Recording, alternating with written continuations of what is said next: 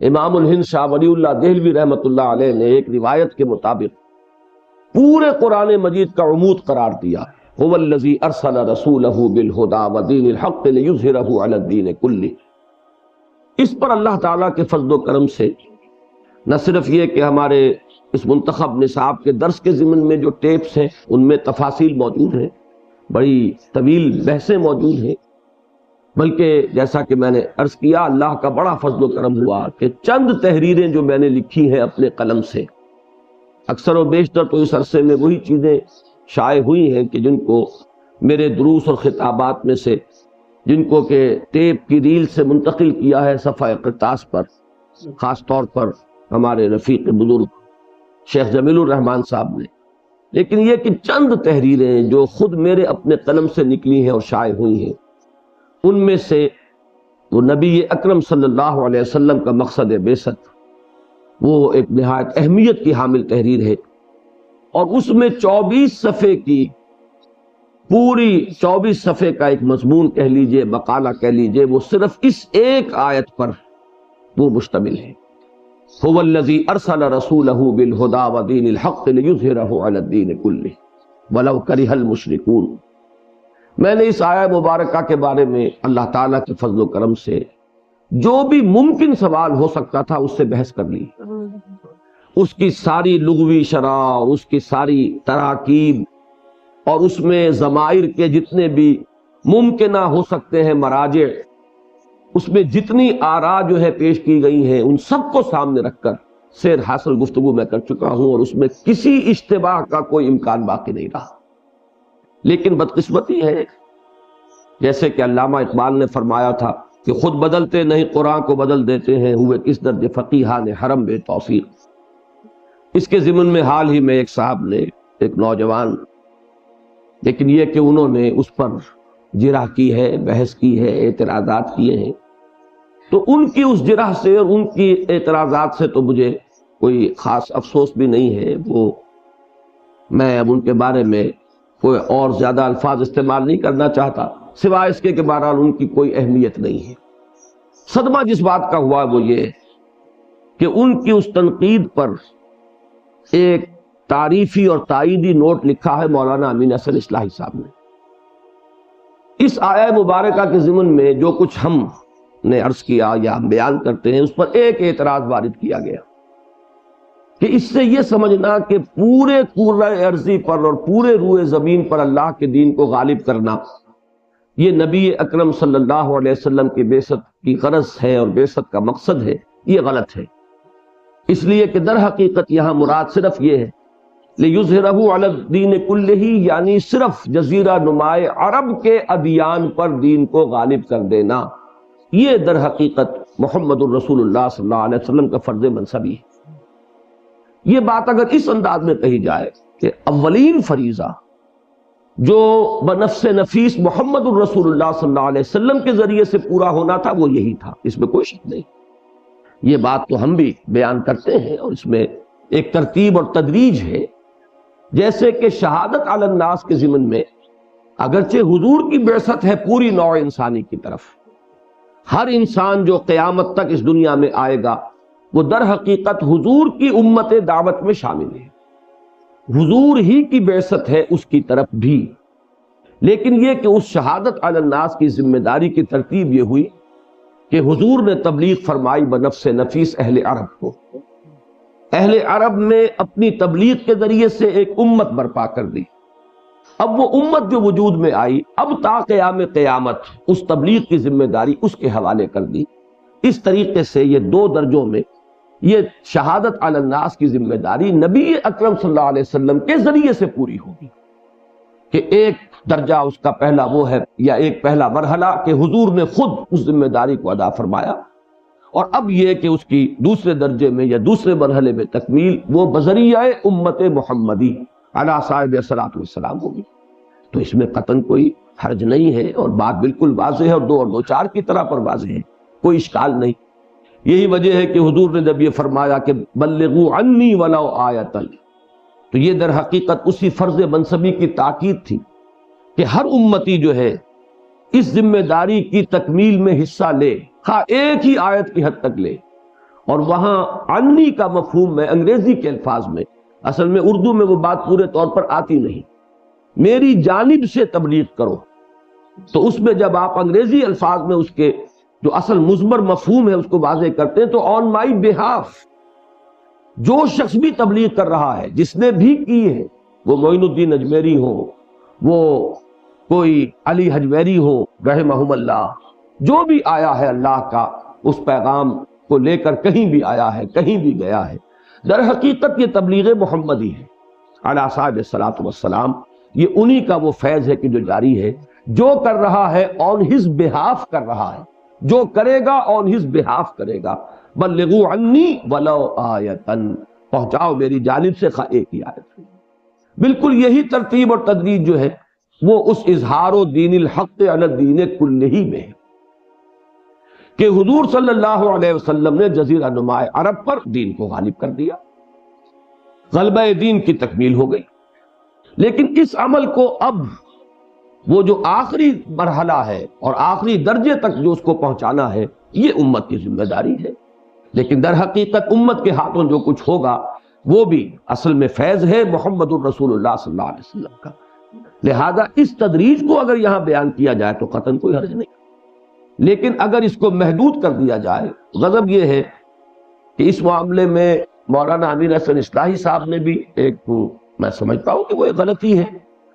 کہ سورہ جمعہ میں جو آیا ہے کہ وَآخَرِينَ مِنْهُمْ لَمَّا يَلْحَقُوا بِهِمْ،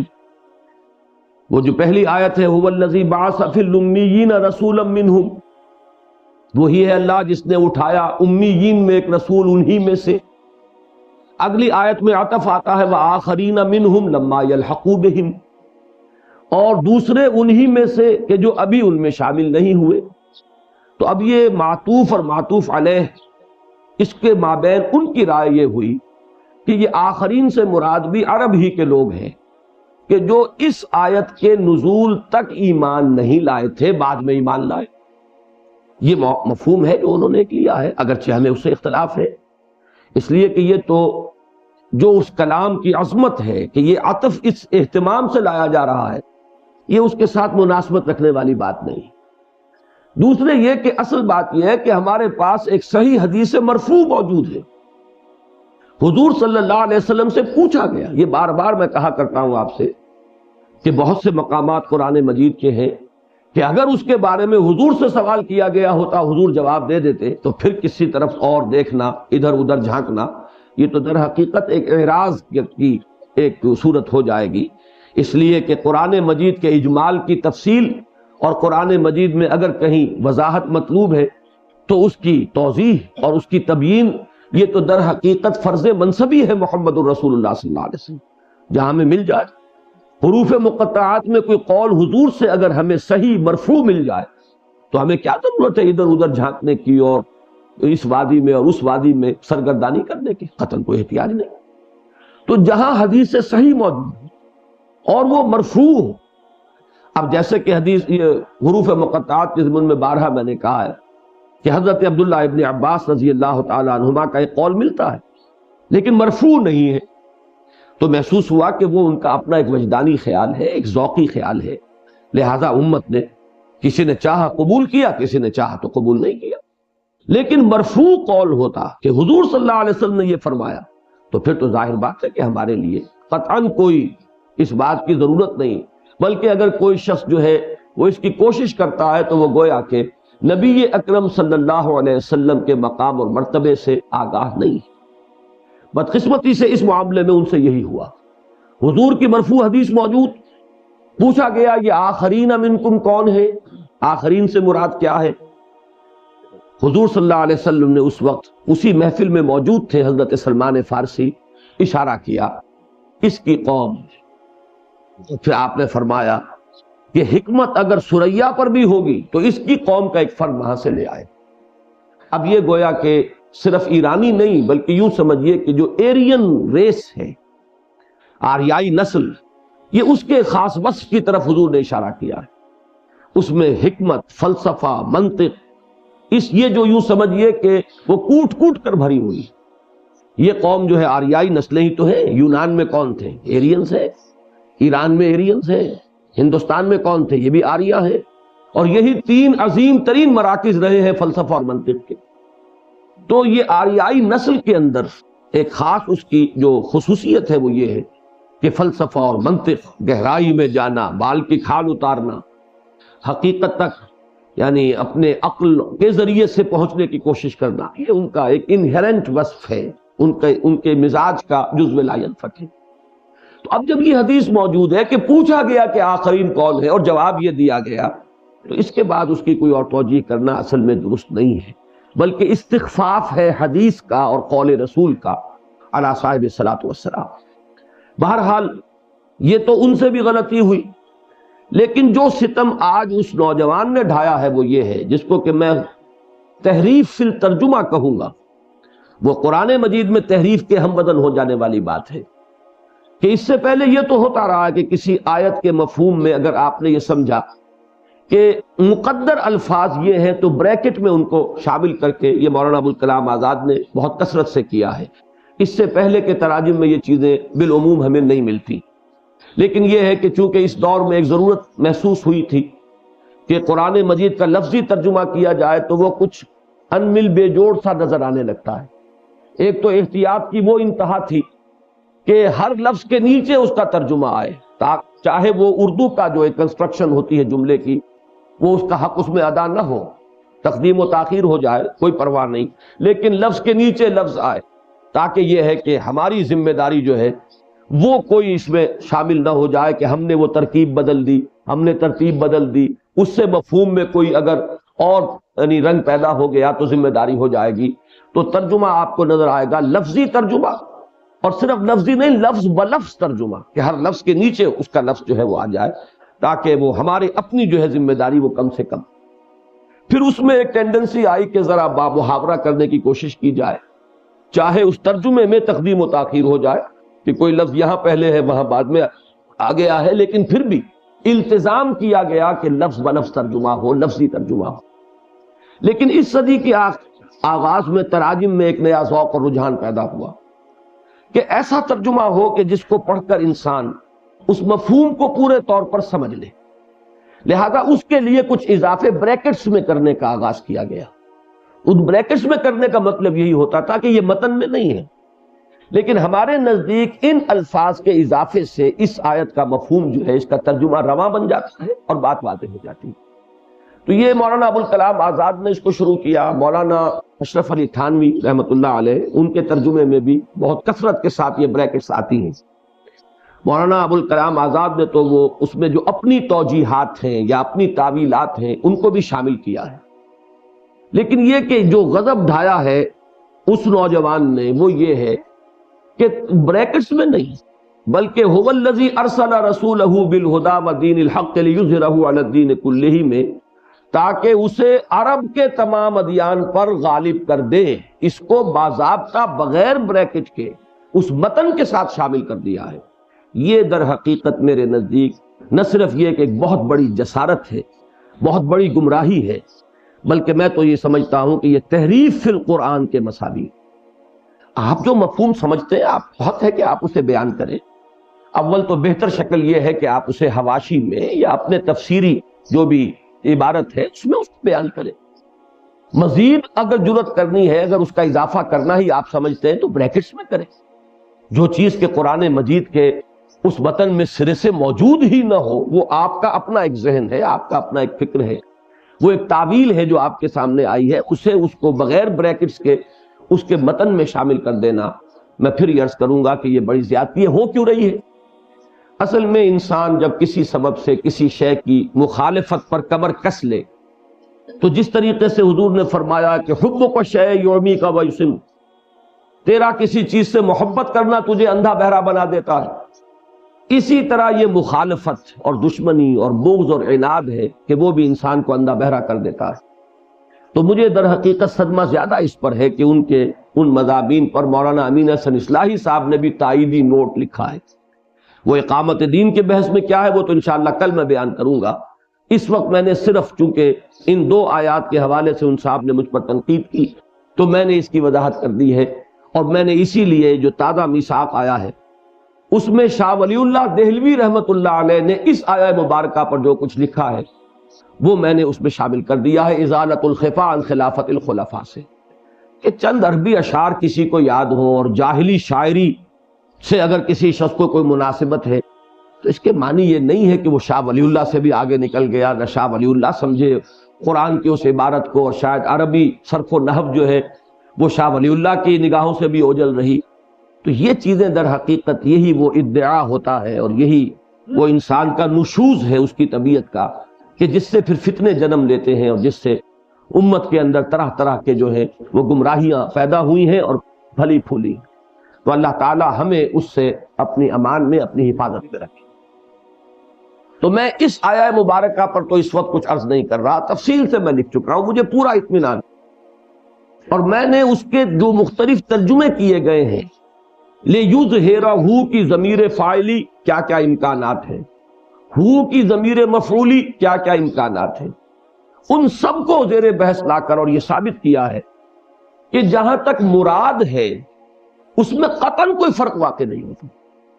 اللہ غالب کر دے اپنے دین کو، کوئی اس سے بھی نتیجے میں فرق واقع نہیں ہوگا کہ فاعل حقیقی تو اللہ ہی ہے، لیکن اس کے لیے محنت انسان کو کرنی پڑتی ہے،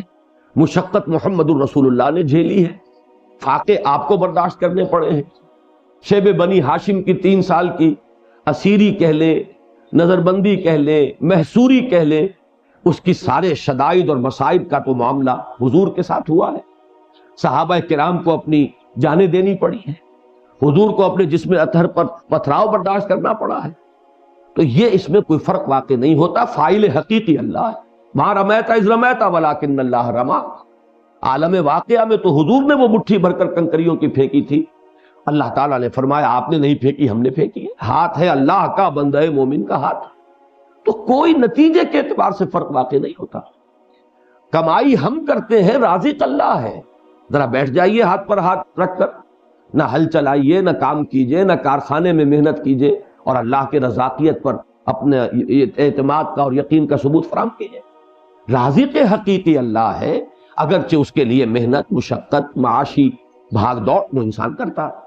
اسی طرح اظہار دین الحق علی الدین کلہ کا فاعل حقیقی اللہ ہے، اس کے لیے محنت و مشقت محمد الرسول اللہ والذین معہ صلی اللہ علیہ وسلم ورضی اللہ تعالی عنہم اجمعین، یہ محنت و مشقت انہیں کرنی پڑی۔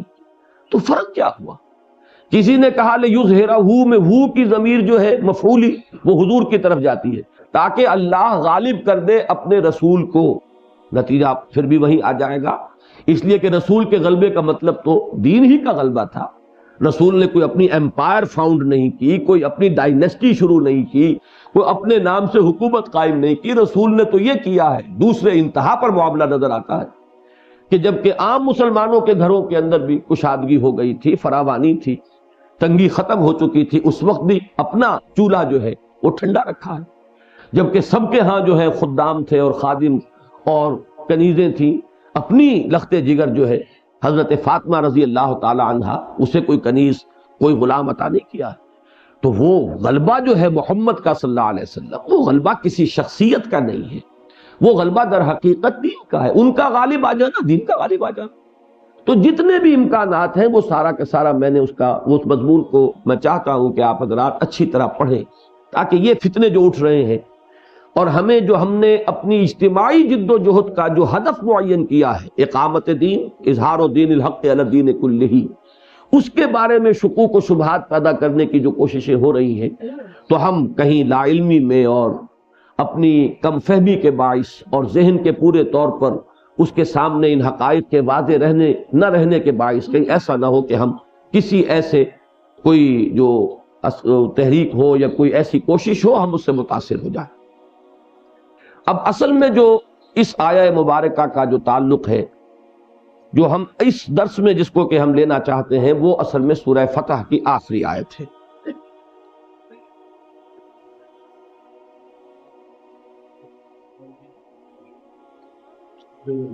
یہ اس کتابچے میں صفحہ 6 پر ہے۔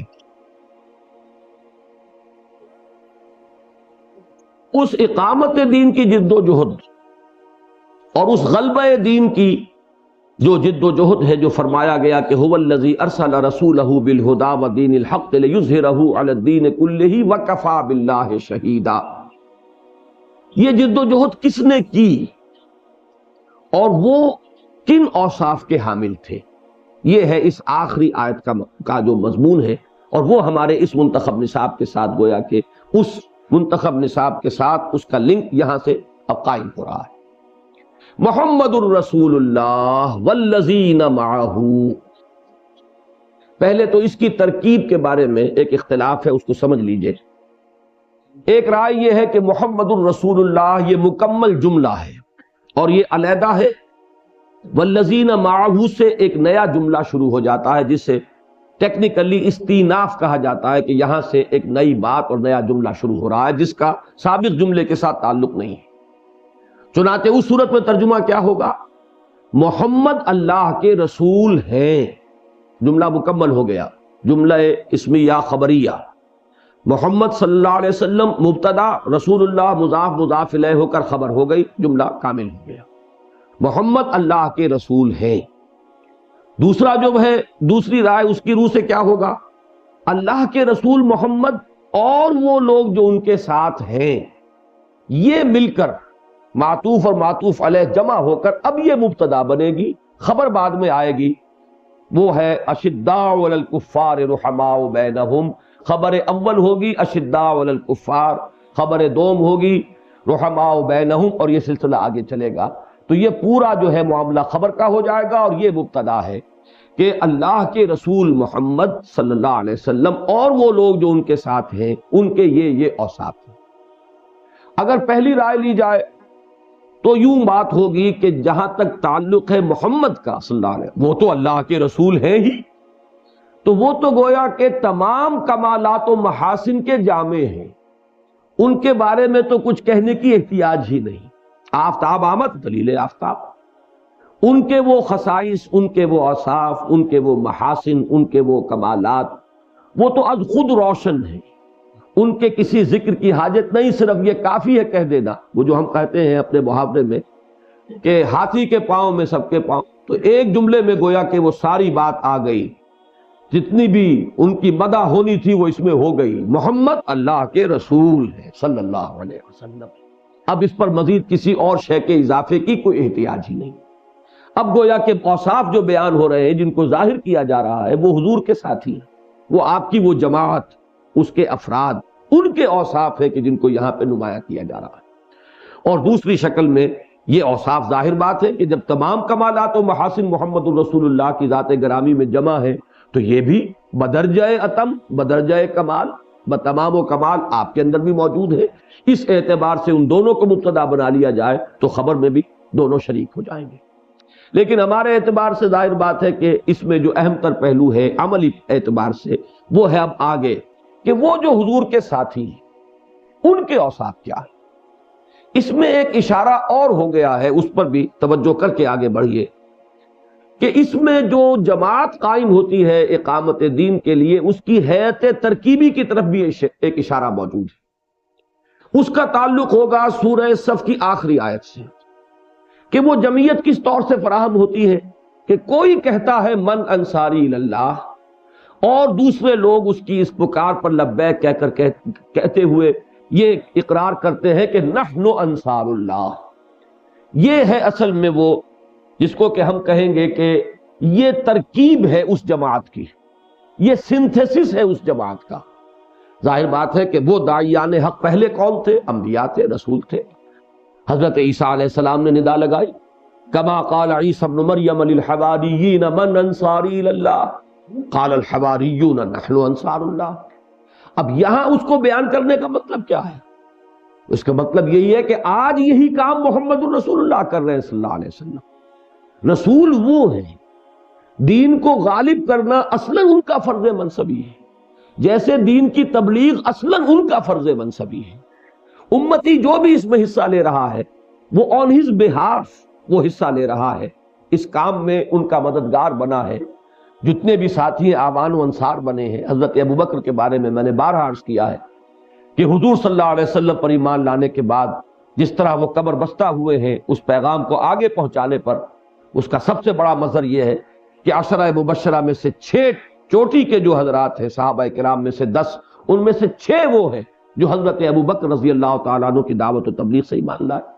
لیکن یہ کہ اصلاً ذمہ داری جو ہے وہ محمد رسول اللہ کی ہے، وہ در حقیقت حضور کی جانب سے اس فرض کو ادا کر رہے ہیں۔ اسی طریقے سے غلبہ دین هو الذی ارسل رسولہ بالہدی ودین الحق لیظہرہ علی الدین کلہ، تو یہ تو ایک رسالت کی ذمہ داری ہے۔ تو اصلاً ذمہ داری کس کی ہے؟ محمد الرسول اللہ کی، اور جو بھی اب ان کے ساتھ آئے ہیں وہ ان کے اعوان و انصار ہیں، یہ ان کے مددگار ہیں، یہ ان کے دست و بازو بنے ہیں۔ یہ ہے وہ سنتھسس اس جماعت کا کہ جس بنیاد پر کہ وہ جماعت وجود میں آئی، اسی کی طرف اشارہ کر دیا گیا محمد الرسول اللہ والذین معہ، اللہ کے رسول محمد صلی اللہ علیہ وسلم اور وہ لوگ جو ان کے ساتھ ہیں، یہ مل کر اب ایک جماعت بنی۔ حضور کی حیثیت اب اس جماعت میں، ایک تو وہ حیثیت ہے آپ کی کہ جو تمام حیثیتوں سے بالا تر، وہ تو ہے کہ آپ رسول ہیں، لیکن اب یہاں ایک اور نسبت قائم ہو گئی، وہ امیر اور مامور کی ہے، جیسے اور بے شمار نسبتیں قائم ہوئی۔ ویسے تو یہ کہ سب سے نیچے جائیے تو حضور کے ساتھ ایک نسبت حضرت عائشہ کی ہے، شوہر اور بیوی کی نسبت ہے، ایک نسبت جو ہے حضرت ابوبکر سے ہے کہ داماد اور خسر کی نسبت ہے، مختلف نسبتیں حضرت علی سے ہے کہ داماد اور خسر کی نسبت ہے، لیکن یہ کہ بحیثیت مجموعی جو نسبتیں قائم ہوئی، حضور امیر ہے، تمام صحابہ مامور ہیں، حضور حاکم ہے اور سب لوگ جو ہیں وہ گویا کہ آپ کا وہ حکم تسلیم کر رہے ہیں، حضور کسی وقت جسٹس کے ذمہ داریاں ادا کر رہے ہیں، چیف جسٹس ہے اس ریاست کے، اور جو فریقین ہیں جو پیش ہوئے دونوں مسلمان ہیں، لیکن ان کی اس وقت نسبت آپس میں مدعی اور مدعا علیہ کی ہے، اور منصف کی حیثیت اور جج کی حیثیت، قاضی کی حیثیت محمد رسول اللہ کی۔ تو یہ اضافی نسبتیں قائم ہوئی، وہی ایک نسبت ہے اس جماعت کے اندر امیر اور مامور کی کہ جو قائم ہوئی محمد الرسول اللہ اور صحابہ کے مابین، لیکن یہ کہ اس کا اصل سنتھسس کیا ہے؟ محمد الرسول اللہ والذین معہ، اور اس کا ربط پھر ذہن میں قائم کر لیجئے، من انصاری اللہ، اور اس پر یہ کہ جو کہیں کہ ہم ہیں حاضر، ہم ہیں مددگار اللہ کے۔ بس اس میں آئندہ جو بھی جماعت قائم ہوگی اس کو سمجھ لیجئے کہ ہمیں کہاں سے اس کے لیے بنیاد اخذ کرنی ہے۔ وہ بنیاد تو ہمارے لیے وہی ہے، اتباع تو ہمیں انہی کا کرنا ہے، ہمیں پیروی تو انہی کی کرنی ہے، اور حتی الامکان زیادہ سے زیادہ جتنی پیروی کی جا سکے اس میں صرف اس احتیاط کو ملحوظ رکھنا ہے کہ اب جو بھی کوئی کھڑا ہوگا وہ داعی تو ہوگا، وہ نبی نہیں ہوگا۔ اس حیثیت کو جو ہے ہمیشہ ذہن میں رکھا جائے کہ وہ سلسلہ ختم ہو چکا ہے۔ جیسے کہ دیکھیے میرے ذہن میں ایک حدیث آئی، حضور صلی اللہ علیہ وسلم کسی غزوے کے لیے تشریف لے جا رہے تھے، اور حضرت علی کو آپ نے مدینے میں مقیم رہنے کا حکم دیا، وہاں کی نیابت یا خلافت کہہ لیجئے کہ میری غیر موجودگی میں تم یہاں رہو گے۔ اب حضرت علی رضی اللہ تعالیٰ عنہ کا جو مزاج تھا کہ جنگ پیش آ رہی ہو اور صحابہ جا رہے ہو اور جان کی بازی لگانے کا موقع مل رہا ہو اور اس میں محروم رہ رہا ہوں، تو انہوں نے شکوہ کیا کہ آپ مجھے یہاں خواتین کے ساتھ پیچھے چھوڑ کر جا رہے ہیں۔ تو دلجوئی کے لیے حضور نے فرمایا کہ کیا تم وہ بات پسند نہیں کرتے کہ تمہاری نسبت میرے ساتھ وہی ہو کہ جو موسیٰ کے ساتھ ہارون کی تھی؟ تم بالکل میرے ساتھ اسی طرح ہو جیسے کہ ہارون تھے موسیٰ کے ساتھ، سوائے اس فرق کے کہ نبوت مجھ پر ختم ہو چکی ہے، وحی کا معاملہ جو ہے بند ہو چکا ہے۔ یعنی کہیں اس تشبیہ سے یہ مغالطہ نہ ہو جائے کہ کہیں یہ قول کسی کے علم میں آئے اور اسی کو لوگ دلیل بلانے حضرت علی کی نبوت کے لیے۔ اور ظاہر بات ہے جیسا کہ آپ کو معلوم ہے بحالات میں جو بعد میں ظاہر ہوئے، اگر کہیں حضور نے یہ وہاں صراحت نہ کر دی ہوتی تو خیر لوگوں نے تو انہیں خدا بنایا ہے، لیکن یہ کہ کچھ لوگوں کے لیے اس کا بھی امکان پیدا ہو جاتا کہ اس قول رسول صلی اللہ علیہ وسلم کی بنیاد پر ان کی نبوت ثابت کر دیں۔ تو آپ نے فرمایا کہ سوائے اس کے کہ میں آخری نبی ہوں اور نبوت کا معاملہ تو اب نہیں ہے، البتہ یہ کہ جیسے حضرت موسیٰ علیہ السلام گئے تھے کوہ طور پر اللہ تعالیٰ کے طلب فرمانے پر، تو آپ نے حضرت ہارون سے کہا تھا کہ تم میری یہاں پر خلافت کی ذمہ داری جو ہے وہ ادا کرو گے، میرے نائب بن کر رہو گے، تو تم کیوں اپنے دل کو چھوٹا کر رہے ہو؟ میں تو اسی طرح تمہیں چھوڑ کر جا رہا ہوں۔ تو اب یہاں بھی جیسا کہ میں نے عرض کیا کہ وہ نسبت تو وہی قائم ہے، لیکن یہ کہ ایک بات جو ہے ہمیشہ مستحضر رہنی چاہیے، معصومیت ختم ہو چکی، وحی کا دروازہ بند ہو چکا، یہ تو خصوصیت ہے نبوت کی، نبوت کا سلسلہ ختم ہو چکا محمد رسول اللہ صلی اللہ علیہ وسلم پر. اس کو ہٹاتے ہوئے باقی جو بھی جماعت، جو بھی تنظیم قائم ہوگی، اس کے لیے نسبتیں وہی جو ہے اگر آپ نے قائم نہ کی تو وہ علی منہاج النبوہ وہ چیز نہیں ہوگی، حضور کے نقش قدم پر نہیں ہوگی. اس کا گویا کہ ہم نے خاکہ کہیں اور سے مستعار لیا ہوگا، جبکہ ہمیں ہر چیز کے اندر پیروی کرنی ہے. اتباع رسول صلی اللہ علیہ وسلم صرف عبادات ہی میں نہیں ہے، بلکہ وہ تو پوری زندگی میں ہے. اور اقامت دین کی جد و جہد جو کہ سب سے بڑی اور سب سے اعلیٰ اور سب سے بلند منزل ہے اس دین کی، اس کے لیے بھی وہ سارا کا سارا نقشہ جو ہے ہمیں وہیں سے لینا ہے، ان ایسنس اینڈ ان اسپرٹ. لیکن یہ ہے کہ یہ فرق ہمیشہ ملحوظ رہے کہ کہیں کسی شخصیت کے بارے میں کوئی مبالغہ، کسی کے بارے میں عقیدت میں کوئی غلو، کسی کے احترام اور اس کے آداب کو ملحوظ رکھنے میں جو حد اعتدال ہے اس سے تجاوز، اگر یہ ہو جائے گا تو شخصیت پرستی کی بنیاد پڑ جائے گی، ایک نیا فتنہ جو ہے شروع ہو جائے گا. لیکن یہ کہ بہرحال اس کے اندر احتیاط کو ملحوظ رکھتے ہوئے بقیہ ہمیں جب پیٹرن وہیں سے لینا ہے، سارا نقشہ وہیں سے اخذ کرنا ہے، تو اس میں ہمیں اس جماعت کی نوعیت جو ہے اس کے ضمن میں بھی یہ رہنمائی ملی کہ کوئی ایک شخص داعی کی حیثیت سے اٹھتا ہے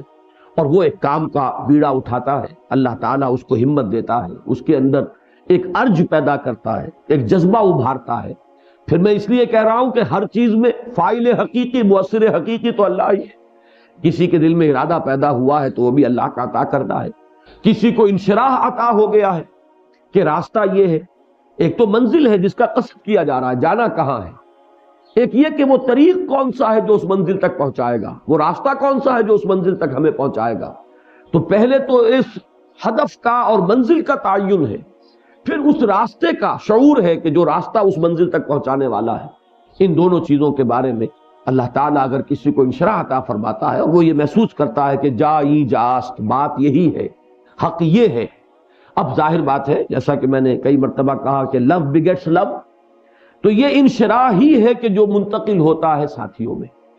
یہ یقین ہی ہے کسی کا کہ جو منتقل ہوتا ہے اس کے اعوان و انصار میں. اس کو جو انشراح ہوا ہے وہی کچھ ذہنوں کے اندر منتقل ہوگا، کچھ سینوں میں منتقل ہوگا. وہ لوگ اس کے اب دست و بازو بنیں گے، اس کی پکار پر لبیک کہیں گے، اس کے ساتھ جڑیں گے. جیسے کہ ہمارے تبلیغی بھائی کہتے ہیں یہ جوڑ اور جڑنا بالکل صحیح لفظ ہے اور سادہ اور عام فہم لفظ ہے کہ اب یہ جڑ کر اس فرد کے ساتھ اس کے دائرے بنتے چلے جائیں گے. پہلے 4-6 آدمی آئے، پھر اس کے بعد اور بڑھے، پھر اور بڑھے. لیکن یہ ہے اصل میں وہ فطری ترتیب جس کے برعکس اس دور کا ایک تصور ہے. وہ تصور یہ ہے کہ کچھ لوگ مل جل کر ایک جماعت بنائیں. یہ تصور یہ بھی ہوتا ہے، انجمنیں اسی طرح بنتی ہے. انجمنوں کے لیے کوئی داعی نہیں ہوا کرتا، بلکہ کوئی وقت کا تقاضا ہوتا ہے، کوئی ایک وقتی ضرورت ہوتی ہے. اب انگریز کے زمانے میں محسوس کیا گیا کہ ہندو آگے نکل گیا ہے تعلیم میں، چونکہ ہمارے ہاں تو اختلاف رائے ہو گیا تھا. ہمارے بہترین عناصر علماء کرام انہوں نے انگریزی پڑھنے کو اور انگریزی علوم حاصل کرنے کو وہ شجر ممنوعہ سمجھا اور قرار دیا، لہذا پیچھے رہ گئے اور ہندو دوڑ میں آگے نکل گیا. انگریز کے دربار میں اسے رسائی حاصل ہو گئی اور وہ ہر اعتبار سے جو ہے محسوس ہونے لگا کہ مسلمان اگر اسی طرح رہے تو پھر تو وہ صرف پلے دار رہ جائیں گے یا بہشتی رہ جائیں گے، وہ مشق اٹھانے والے، اور ہمارے معاشرے کے اندر جو ہے وہ بالکل پسماندہ ہو کر رہ جائیں گے. تو یہ ایک ارج تھی جو ابھری اجتماعی سطح پر. اب اس تقاضے کے تحت کچھ لوگوں نے کوئی انجمن حمایت اسلام بنا لی لاہور میں، کہیں کوئی اور انجمن بنا لی، کسی کے تحت ہائی اسکول چل پڑا، کسی کے تحت کالج بن گیا، کوئی کالج بن کر یونیورسٹی کے درجے کو پہنچ گیا. اس کے لیے جو کچھ قائم ہوا وہ انجمنیں بنی کہ وہ ایک جذبہ تھا، وقت کی ایک ضرورت تھی جو بہت سے لوگوں میں بیک وقت پیدا ہوئی اور بہت سے لوگوں نے مل جل کر اپنے آپ کو آرگنائز کر لیا ایک انجمن کی شکل میں. اس میں کوئی فرد واحد، اس کی دعوت، اس کا فکر، اس کا انشراح، اس کا پکار بلند کرنا، یہ چیز اصلاً فیصلہ کن نہیں ہے. تو انجمنیں بھی ایک طرح کی حیت تنظیمی ہوتی ہیں، اس میں کوئی شک نہیں. اس میں سب لوگ مساوی حیثیت سے شریک ہوتے ہیں. پھر وہ ووٹ کی بنیاد پر کسی کو صدر بناتے ہیں، ووٹ کی بنیاد پر کوئی مجلس منتظمہ جو ہے وہ معین کرتے ہیں. ان کے مابین حدود اور اختیارات اور جو حقوق ہیں ان کا ایک توازن پیدا کیا جاتا، گاڑی چلتی. لیکن یہ جو جماعت ہے اس کی حیت تشکیلی یہ نہیں. اس میں اصل معاملہ داعی و مدعو کا ہے، وہ انصاری من انصاری الیہ کی ندا لگانے والا اور جو اس کی اس ندا پر لبیک کہے اس کا ہے، وہ شخص کے جو آگے بڑھا ہے جس نے بیڑا اٹھایا ہے وہ، اور وہ لوگ کہ جو اب اس کے ساتھی بنے ہیں اس کی پکار کو پر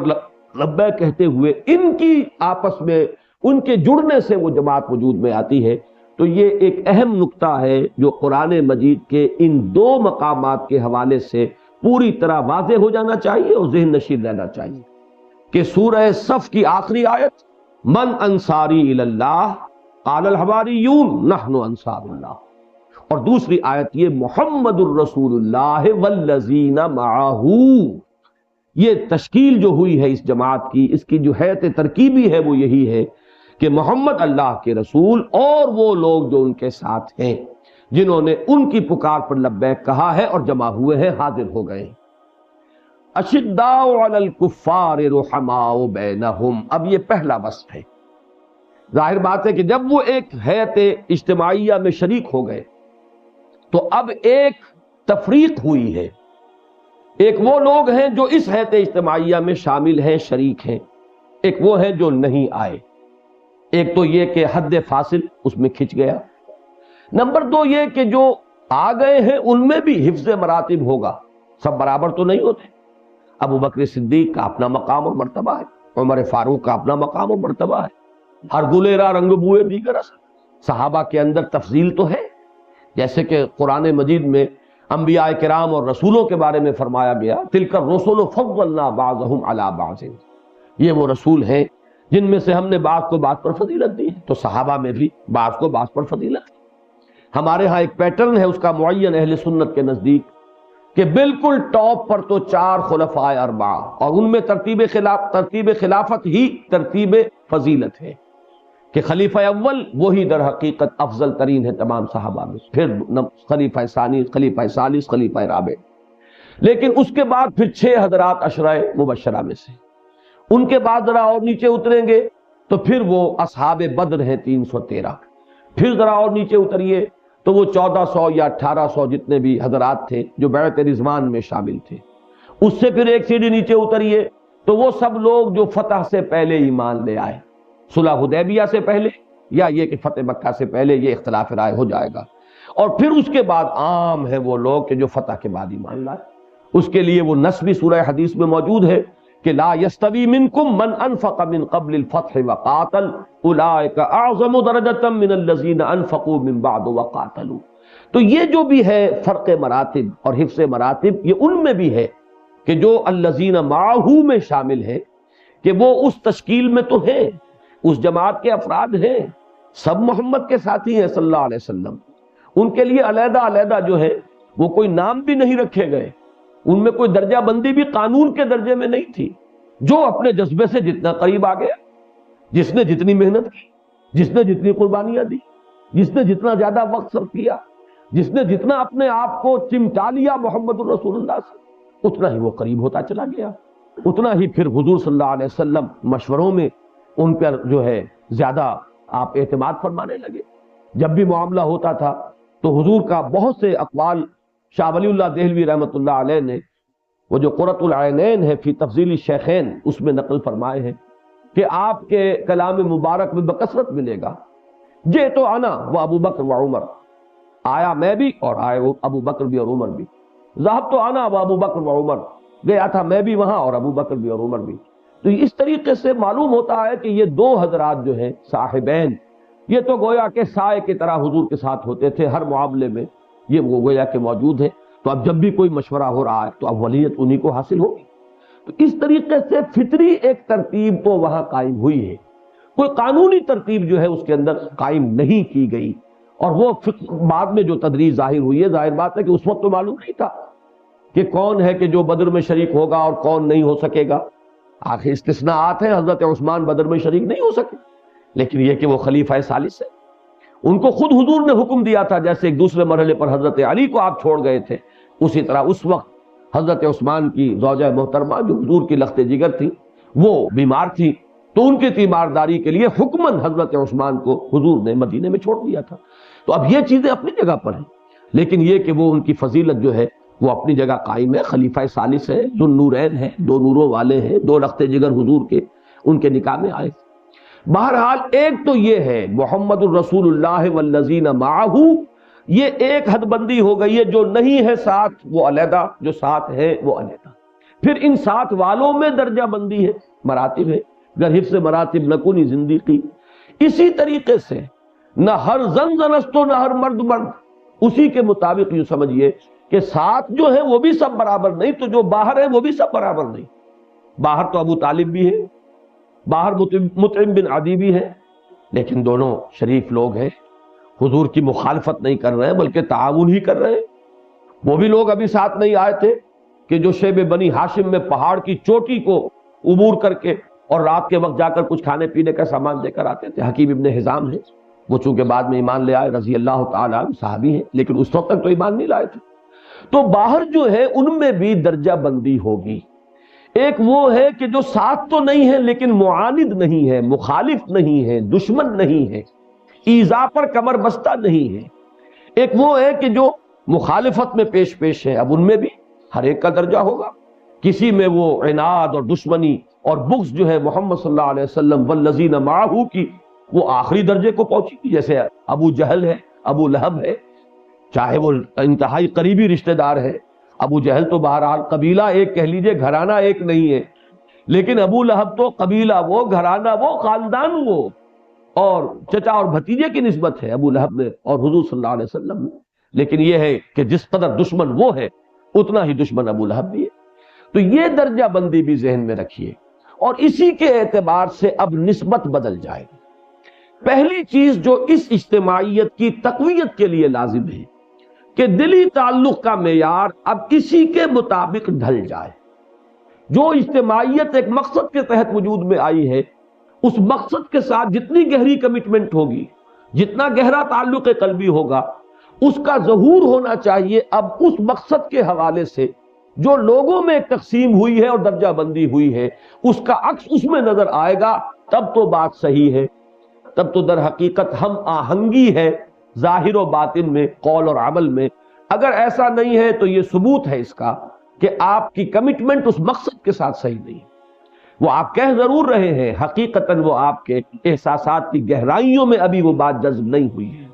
جس کو یہ مقصد جتنا عزیز ہو اتنا ہی وہ آپ کو عزیز اور محبوب ہو جائے،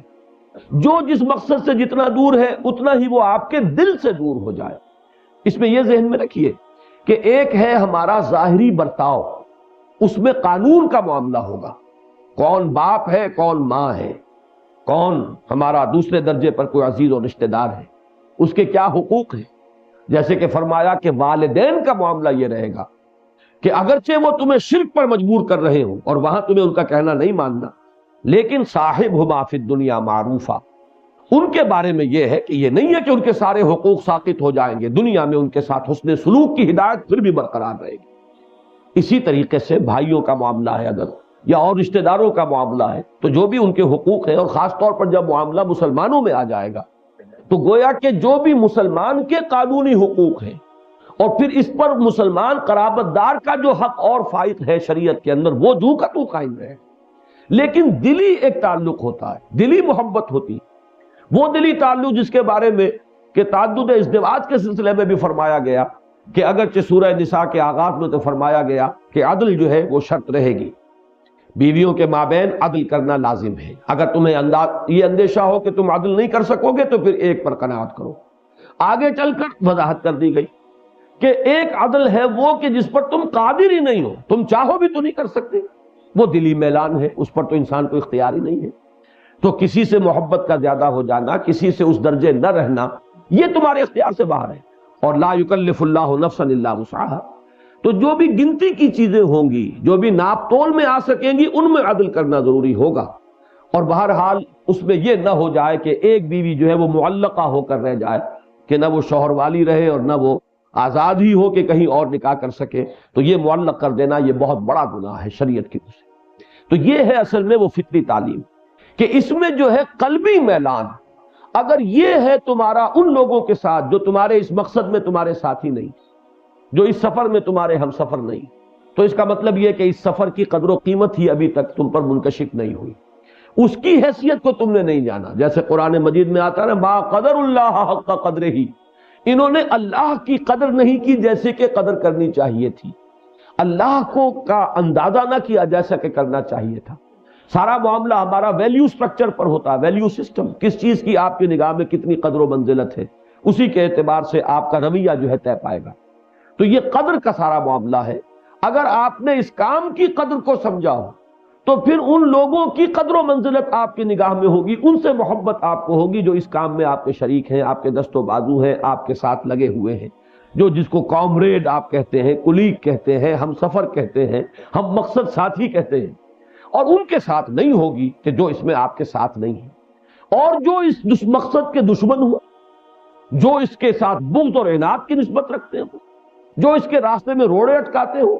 اب ان کے ساتھ تو ظاہر بات ہے کہ کسی درجے میں کوئی مروت کا معاملہ جو ہے وہ بھی نہیں رہے گا. پھر تو اس لیے کہ دشمنی اور دوستی اگر معیار ہے اللہ کا معاملہ، تو ظاہر بات ہے کہ وہاں تو پھر اب حقیقت کے اعتبار سے پوٹینشلی وہ ایک دشمنی کی نسبت قائم ہو جائے گی. جو اللہ کا دشمن ہے وہ ہمارا دشمن، جو اللہ کے دین کا دشمن ہے وہ ہمارا دشمن ہے، چاہے وہ مسلمان ہو، اپنے آپ کو مسلمان کہہ رہا ہو، چاہے وہ ہمارا بھائی ہو، ہمارا بیٹا ہو، وہ ہمارے رشتہ دار ہو، عزیز ہو. تو جہاں تک وہ لوگ ہیں کہ جو مخالفت پر کمر کس چکے ہوں، ان کے معاملے میں پھر وہ ہوگا اشداء کا معاملہ، بہت بھاری ہے ان پر جو کفار، انکار کرنے والے، معاند. میں اس لیے وضاحت کر رہا ہوں کہ دوسری جگہ قرآن مجید میں غالباً سورہ مجادلہ میں وہ آیت موجود ہے کہ اللہ تعالیٰ تمہیں ان غیر مسلموں سے وہ دوستی رکھنے سے نہیں روکتا کہ جنہوں نے دین کے معاملے میں مخالفت نہیں کی، تم سے جنگ نہیں کی، تمہارے خلاف کوئی جتھا بندی نہیں کی، ان کے ساتھ کوئی دوستی رہے تو کوئی حرج نہیں ہے. جن سے کہ روکتا ہے تمہیں شدت کے ساتھ، جو کہ ایمان کا بنیادی اور لازمی تقاضا ہے کہ اگر اس کو بھی پورا نہیں کرتے تو اصل میں ایمان مشکوک ہو جائے گا، وہ ہے ان لوگوں کے ساتھ کوئی رشتہ محبت اور رشتہ اخوت یا رشتہ دوستی کا برقرار رہنا کہ جو جتھا بندی کر رہے ہیں، محاذ آرائی کر رہے ہیں دین کے خلاف، جو تمہارے مد مقابل ہو کر آئے ہیں میدان جنگ میں. اب اس بنا پر کہ تمہارے کوئی خاندانی روابط تھے، اس بنا پر کہ کبھی تم حلیف رہے ہو، اس بنا پر کہ کوئی خونی رشتہ ہے، اگر تمہاری محبت قائم رہی تو اس کا مطلب یہ ہے کہ پھر اللہ اور اس کے رسول کے ساتھ تمہاری محبت سچی نہیں ہے. تو یہ فرق و تفاوت قرآن نے کیا ہے. یہاں چونکہ اجمال ہے، وہ فرق یہاں بیان نہیں ہوا، تو میں نے مناسب سمجھا کہ اس کو یہاں میں کھول دوں کہ یہ ایک یوں سمجھیے ایک دوسرے کا عکس، اشداء علی الکفار رحماء بینہم، کہ جو بھی مخالفین ہیں، معاندین ہیں، ان پر بہت بھاری. اس کا یہ مطلب نہ سمجھیے